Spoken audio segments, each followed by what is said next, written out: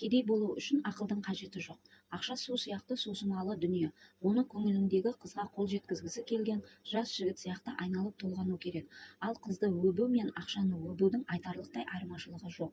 Ақшаға қол жеткізу барысында сәтті қолданылған ынта-жігерді сеніммен ұштастыра білген жөн. Оны арманмен тоғыстырудың да артығы бола қоймас.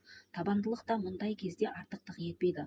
Оны сіз жоспар арқылы өмірге әкеліп, кейіннен ол жоспарды іске асырғаныңыз дұрыс. Ақша қолға молынан түскен кезде таудан сайға аққан су сияқты ағылып төгіліп бірақ келеді. Өзенге теңеуге боларлық құдірет ағыны да оған жат емес.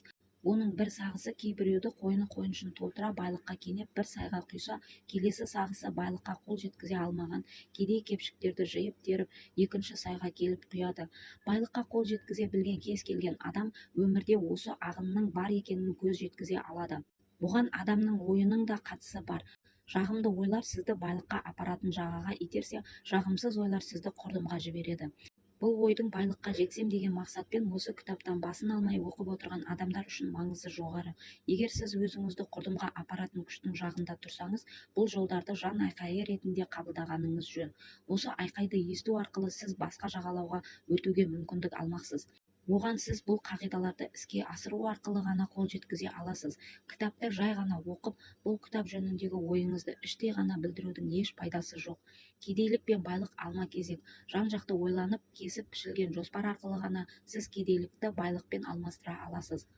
Кедейлік үшін арнайы жоспар жасаудың қажеті жоқ. Оған қолдау көрсетудің де қажеті шамалы. Себебі ол арсыз және ешкімді де аямайды. Байлық ұяң және қорғаншақ. Оны жарыққа шығару үшін арнайы тәсіл керек. Ұжымдық сана тобынан тамыр тартатын бизнестің құпиясын ашуға Эндрю Карнегидің қосқан үлесі өлшеусіз. Енді аталмыш құпияны кәдеге жарату өз қолыңызда. Бұл жиған біліміңізді тура жолға бағыттауға көмектесетін бірден-бір сенімді тәсіл. Адам санасы энергияның бір формасы. Бірнеше адам үйлесім мен келісім аясында жұмыс істер болса, энергияның алып қорын, яғни ұжымдық сананың нәтижесін көрсететін құдіретті сананы тудырмақ.